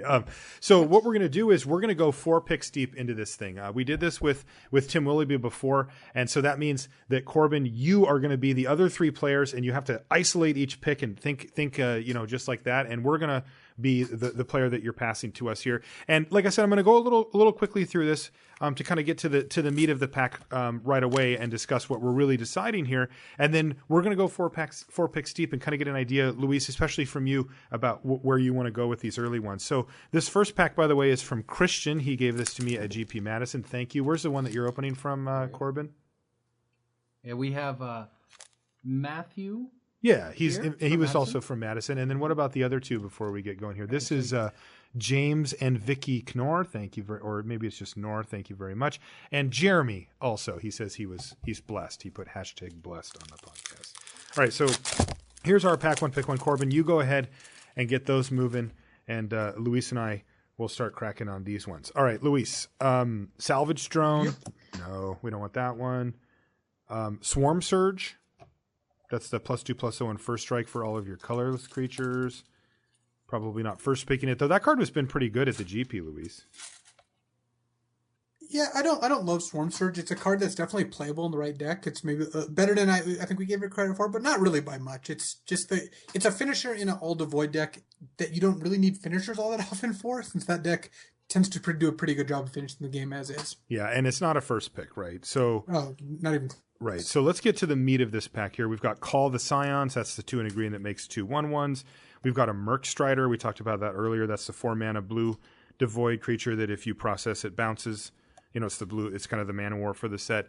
Kozilek Sentinel is next. That's a card that's gone up, I think, for me a bit. Though I'm still not blown away by it. It's the 1 in a red 1/4 with devoid, and whenever you cast a colorless spell, it gets +1/+0. But it just fills a need of being 2 mana and a colorless creature that's playable. So I found that's can be a tough spot to fill. So Kozilek Sentinel's gone up a bit, but I don't think I'd want to first pick it. McKindy Patrol, a pretty replaceable ally. That's the 2 and a white for a 2/3. Gives them all Vigilance. Now here's a card that I would actually consider first picking, Luis. Nettle Drone. Nettle Drone's good. It's the 2 and a red 3/1 that pings them only and then untaps when you play a colorless card. Yeah. It's a good card. I think this is the winner right now. Yeah. Fortified Rampart. That's one that we can keep our eye out for, though I wouldn't first pick it. Hedron Blade. No. Valakut Invoker. You and I both talked about this card a few minutes ago, that it's good. It's a good card, though I wouldn't put it in the first pick category either. Yeah, I would still take Nettle Drone out of this pack. I like Valakut Invoker, though. It's not a themed card, not an ally, not anything, but it just gives you a good mana sink. Right. Serene Steward, that's the life gain, one of the life gain payoffs that you were talking about, the 1 and a white 2/2 human cleric ally, and whenever you gain life, you can pay white to put a +1/+1 counter on a creature. I like Serene Steward a lot. This is, like Nettle Drone, a card that points you in a specific direction. Right now, I think I would take Nettle Drone, but I reserve the right to change that pretty soon. So I think I'm in Nettle Drone camp right now, though. I am too, but it's close. Next is Plated Crusher. That's the 4 GGG 7/6 trample hexproof. No. This set's Hexplate Golem? Yeah, it's got maybe. Hexproof and it's a Plated Crusher. Hexplate. Okay. Yeah. 7, we're done. No, this card is, I think, a good finisher in a green ramp deck, but so far I've found those decks want to Drew Beastmaster and other allies as finishers. They don't really want this. Okay. So. Yeah, it's I like the stats, but I'm not first picking it. Card that's really impressed me, Spawning Bed, is our next one. That's the land that taps for colorless, so you can pay 6 mana, tap it, and sack it to make 3 1/1 Eldrazi Scions. I like Spawning Bed. In the colorless lands in general, I like having one of in a lot of my 2-color decks. They're not as good, of course, in the 3-color decks. Right. But it's slow enough that I found that you can actually, I'm a little less high on these lands than I was initially, the Blighted Lands and the Spawning Bed, just because I found that you can usually get one, and you don't really want to play 2 or 3. So I'm taking Nettle Drone here. Yeah, I wouldn't take it over Nettle Drone either. Our rare, though, now this is interesting because it goes into one of the decks, directly into one of the decks that you said you liked quite a bit. It's Veteran War Leader. That's the 1 green-white star human soldier ally. Its power and toughness are each equal to the number of creatures you control. No, it doesn't care if those are allies or not. But you can tap another untapped ally to give it either First Strike, Vigilance, or Trample until end of turn. Or even multiple of those if you have enough allies. Yeah, Veteran War Leader is awesome. This is the card I would take here. I would too. It's just so powerful that I'm happy first picking it. Though, again, we're all aware, at least the two of us are right now, we might move off this card very easily. So. Yeah, but I would first pick it too. I've actually had a chance to play it, and I was really impressed by it. Creatures tend to stick around, in some capacity. And since Veteran War Leader goes into the ally deck, which is a heavily creature-based deck, it tends to have pretty good stats and really be a potent 3-drop that it's pretty tough to deal with early. All right, so that means we're going to take Veteran War Leader. So that's where we're at.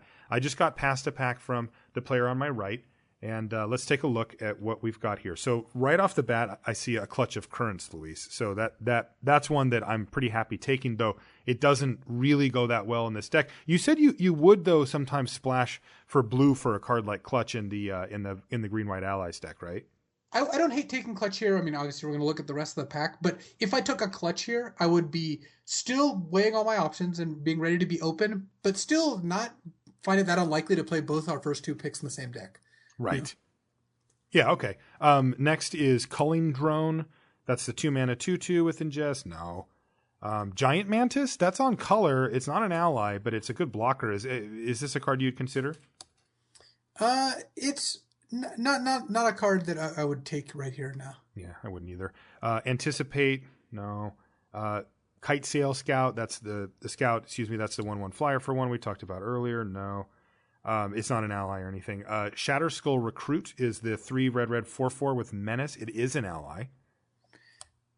This is less of an ally than a lot of allies because double red's rough. It's double red. So basically, in the red-white deck, it's an ally because you can play a red-white ally deck, but often it's just a 4/3 trampling for 4, which is fine, but nothing spectacular. Certainly wouldn't take it here, even though it is an ally. Okay. Here's one that you said you liked. I'm curious how it mixes with Veteran War Leader. It's Kozilek's Channeler. I don't mind taking Kozilek's Channeler here just because it is good in the green-white decks that they tend to have lots of ways to use their mana, but I would probably take Clutch here over Channeler if those are the two options. Okay. Just because of the power level difference. Now I've got a nice one to throw into the mix here too as far as splashes go. It's Touch of the Void. All right, so Touch of the Void is 2 in a red, deal 3, sorcery, and exiles anything it kills with it. Though technically, I guess not your opponent. It's good. I don't think it's as good as Clutch of Currents, and Clutch is way easier to play, or not easier to play with Veteran War Leader, but more likely to want to splash. I'll splash Clutch more than I'll splash Touch the Void, though red, green, white is more common than blue, green, white. Either way, I would probably just take Clutch here. I would too. The main reason for it is that when you splash a color, you have to accept the fact that you might not have the color right when you need it the most. And Touch of the Void is good in the early to middle part of the game at taking out early to mid-sized threats. But as a splash, sometimes you don't get the mana for it until the later part of the game where it's not quite as good. It's still a good card. It's rarely a bad card. But, Clutch of Currents can bounce a big Eldrazi that they pumped a bunch of mana or Scions into.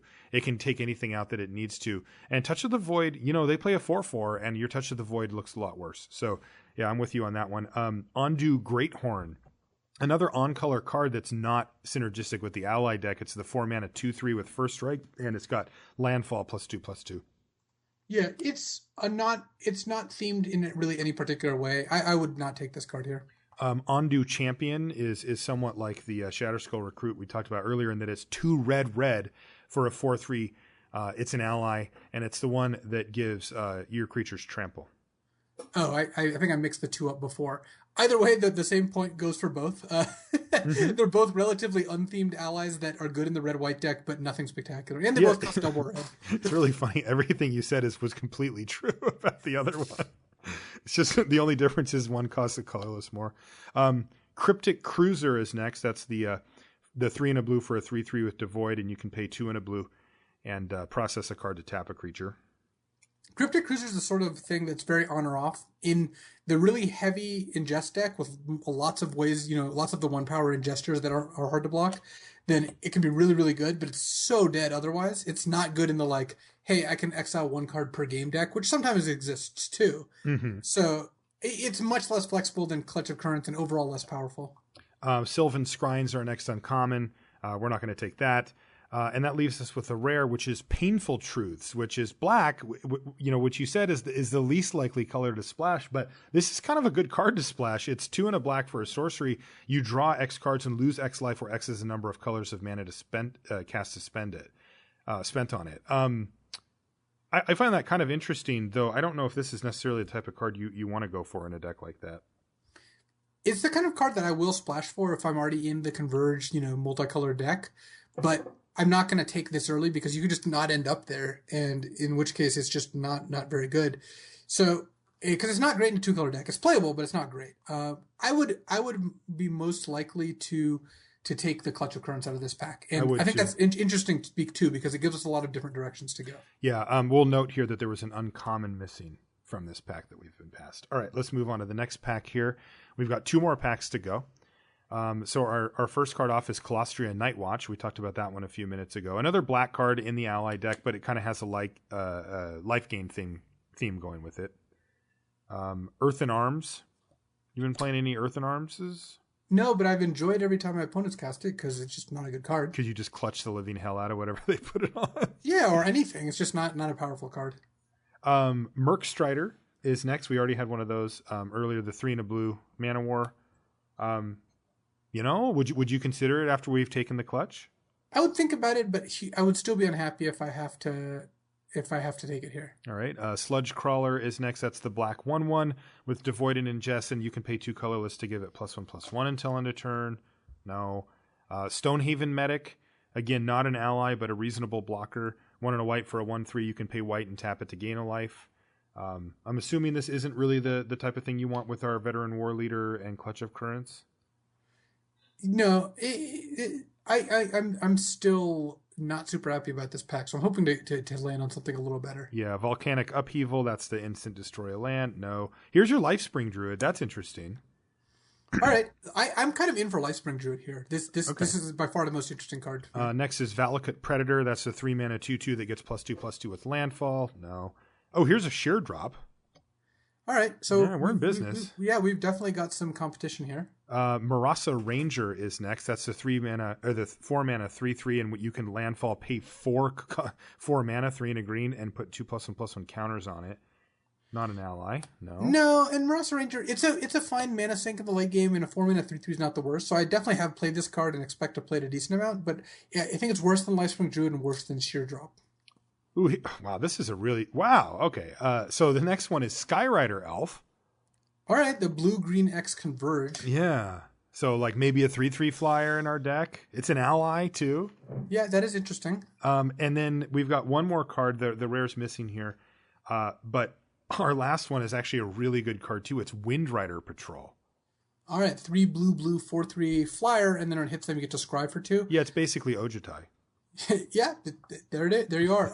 So I think the 3 cards that I'm deciding between here are Sheer Drop, Lifespring Druid, and Windrider Patrol, and I think I would take Windrider Patrol just for raw power level. It's close though. Actually, so basically, I don't like Sheer Drop as much as I like Lifespring Druid. I think that Lifespring Druid's a little bit more powerful when you end up playing it in the 3+ color deck. Mm-hmm. That deck wants Lifespring Druid more than Sheer Drop. Sheer Drop's better with Clutch because you could end up just white-blue. But if you're going to end up white-blue, I think I'd rather take Windrider Patrol than Sheer Drop, in which case I'd rather just take a blue card and not lock into a second color. Yeah, I would take Windrider Patrol for what it's worth here. And look, if we're moving away from our Veteran War Leader, okay, I got a Clutch of Currents and a Windrider Patrol. There's a couple of good directions to go from there. Primarily, I think the blue-white deck, is kind of calling to us there. But I think Windrider Patrol is really strong, and I like Clutch. And, I think Veteran War Leader is okay. I'd like to play it as our first pick, but I'm not married to it. And I think Windrider Patrol is really good. Yeah, I'm all right starting like this. I think that this is a decent place to be. All right, our last pack. Let's see where we end up here. Hopefully this is helpful for you at home to kind of come along with Luis and I for the ride here. As you can see, we're already kind of jockeying around for position here. Plummet is first. That could be good against us, but we're not taking it here. Another Kite Sail Scout, no. Another Shatter Skull Recruit, no. Here's a Snapping Gnarlid if we wanted to kind of dip back over into green. Fine 2-drop, whatever. Yeah, but we don't. Here's a Spell Shrivel. Okay, this card, so it's 2 and a blue, instant counter spell unless they pay 4 and exile it. This card is better than I thought it was also, just because it enables processors and sometimes you just need ways to do that. Okay. So I'm not in love with it here, though. I don't really like it in the blue-white deck all that much. Yeah, we'll keep our eye on it. Next is Scour from Existence. That's a 7 mana exile target permanent. A little too expensive, I think, for what we're doing here. Oh. Well, this is kind of interesting. Here's a Tajuru Beastmaster. All right, the 5/5. Yeah. So, and we said it earlier. We like the card, right? It's not the best, but it's quite strong. Wavewing Elemental. That's a 3/4 flyer for 6, and it has landfall +2/+2. That's a fine finisher, by the way, and it's overperformed. But you can always get them. They're just always flying around here. 5 cards in the pack. Retreat to Hagra. That's the black retreat. No, I'm very far away from that. Here's a Cryptic Cruiser again, another uncommon. And then our last card is a foil Sandstone Bridge. That's the white, enters the battlefield, tap land. It gives your creature +1/+1 and vigilance until end of turn. So I've got Tajuru, Beastmaster, and Spell Shrivel sitting in front of me. And I think you have to take the Beastmaster here. You think so? And what if we end up in blue-green? Is that weird? Yeah, blue-green's a deck. You could wheel the Skyrider Elf. That's not implausible. Maybe splash the Veteran War Leader or something. Right. It's a fine splash. Also, you could still be white-green, and you just took a little detour into blue. So I would take the Tajuru Beast Color here, or Beastmaster here, because it's the most powerful card. Spell Shrivel might not even be as good as Cryptic Cruiser, because Cryptic Cruiser has outs to be good too. So, I actually could see taking the Cryptic Cruiser here now that I think about it. Really? Interesting. I would take the Beastmaster, but I think it's pretty close. Just because if you took the Cruiser and then got a Mist Intruder 5th pick, you'd, I think, be pretty happy.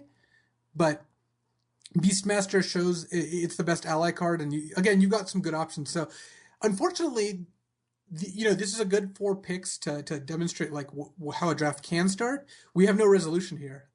Everyone is gonna have to move on without knowing which direction this draft goes. Yeah. Whereas last time we did this exercise, we had a much better idea of where we were heading. It's true, but this just shows you that this format's tricky and that it isn't necessarily clear. By the time we get 3/4 of the way through this pack and moving into pack 2, I think we'd have a better idea. Corbin. Talk to us really quickly about what you actually picked. So directly to our right, what was the... Correct. The person directly to your right, they opened a Rolling Thunder. Okay. So, smart. Very good pick. So they're very good at drafting. Yes, that pick was very easy. After that, you get that pack that had a bunch of strong cards. And that was probably the most difficult one to look at. I think this was the one with the blue-green flyer and everything. Took the Gideon's Reproach, just one of the best removal spells in the set. So Rolling Thunder into Gideon's Reproach. I mean, you're very open with this. You just 2 removal spells off the bat, and you can go wherever you want. After that, the last pick, there was not any truly great red or white cards in it. So just not seeing a lot. Just continued with the theme of taking removal spells and take Grip of Desolation. Oh, wow. Nice removal spell. Yeah. My goodness. I would certainly take Grip of Desolation there. Yeah. I'm surprised it made it that far. Let's see what player to that person's right did. The person to that person's right opened up Drowner of Hope, and this was... This was the person who had to fight between this and another very good blue card. I think this was the 4/3 flyer. Okay. But Drowner of Hope is clearly better than the 4/3 flyer. Yes. Right. So it's kind of awkward, you're having to pass that, but of course you're going to start cutting blue from that point on. And they were past Noyan Dar. Ooh, jeez. The Royal Shaper. Yeah, the blue-white merfolk who will awaken lands for you. Okay, so nice start for that player. And then what was the first pick from player 3 to our right? Complete Disregard. Okay, so they picked up a solid black card. All right, Corbin, thanks a lot. Yeah. I appreciate you helping us with the exercise, because it doesn't really work if I have to do it, because then I kind of know everything, and I can't just give it that more genuine experience of Luis and I actually going along. So thanks again, Corbin. Yeah, thank you, Hey, guys. where can people find you real quick? You can find me. We're on Gathering Magic every Friday with Brainstorm Brewery. You can find us there. I'm on Twitter at chosler88, CHOSLER88. So again, thanks for having me on, guys. I appreciate it. Yep. All right, and that will do it for this week's show. I want to remind you that Limited Resources is brought to you by ChannelFireball.com. Again, you can check them out to get any Battle for Zendikar product you need. And of course, while you're there, check out all the free content. It's completely free. You can find podcasts, you can find videos, you can find articles by some of the best players in the world, and it's all completely free every single day. You can help really up your game at ChannelFireball.com. If you want to find us, we're on social media. I'm Marshall_LR. Luis is LSV. You can also send us an email, lr@lrcast.com. And I haven't said it in a while, but you can also join the Limited Resources clan on Magic Online. All you have to do is send me a message. I'm Marshall_LR. The only rules are that you got to love Magic and you can't be a jerk. It's that simple. If you meet that criteria, you too can be in the clan. Hopefully, Magic Online will have a little more to do with clans, as right now it's pretty dormant. It's just kind of like a way to recognize somebody else that might think like you do or say hi to them. But for the most part, we're at almost 5,000 members in the Limited Resources clan on Magic Online, which is awesome. That will do it for the show this week. Thanks so much for hanging out with Luis and I. Even if I'm not in my normal place, and even if he's rushing out the door to come to the Pro Tour, we still love to make time to hang out with you each and every week. And we'll see you next time. So the theme of this show was trying to figure out where you should be in a particular draft, and one of the key parts of that is not forcing it, and that really is good timing for this because this is kind of on the eve of the Pro Tour for me, and we're looking at a couple different constructed decks, and we just found out, like right before we're about to leave, that the deck we wanted to play is probably not going to work because the kind of the recent resurgence of green-white with red sideboard cards has just made it too difficult. So we can't force it. And that's the whole point is we might want to play one of these sweet decks, but if it's not going to be good against something that we just found out that we think is going to be popular, we just absolutely cannot force it. And kind of recalibrating and readjusting when the plan you want isn't going to work. Don't get hit by a sunk cost fallacy. Don't think just because we've spent 50 hours testing this deck that we should get to play it, that we deserve to play it, or that it's a good idea to play it, because none of those things are true. And kind of adjusting to that is kind of the fun part of all that. So that's what's on my mind right now. It's just kind of funny we're talking about these, doing it in draft, and it clearly applies to constructed. It clearly also applies to basically anytime you have to make an important decision. What you want and what is going to happen are not always the same thing, and you really can't make something happen that is not going to happen. So I have to figure out how to adjust to that. And the last thing I want to leave you with is the best story I can think of involving the Magic Online clock. And so I'm not going to name the name of this player because let's just say that they've been on some Hall of Fame ballots. I don't want to hurt their chances, but they were playing Magic Online. They have the top deck. They draw for their turn. Tell their opponent that, I can't believe how lucky you are. This is incredible. And then they disconnect. So their opponent's like, ugh, all right, whatever. Poor sport, disconnected. I'm going to win. The person then logs back on after 9 minutes and casts a lethal burn spell to win the game. Oh my God. So just think about the highs and the lows of their opponent there. So I'm not condoning this behavior, but it is incredibly creative just thinking about, like, how do you come to this decision? You're like, I'm going to make my opponent think that I'm just a jerk who disconnected, but they think they won. And then after 9 minutes, because after 10 minutes you time out, after 9 minutes, log back on and cast the lethal burn spell.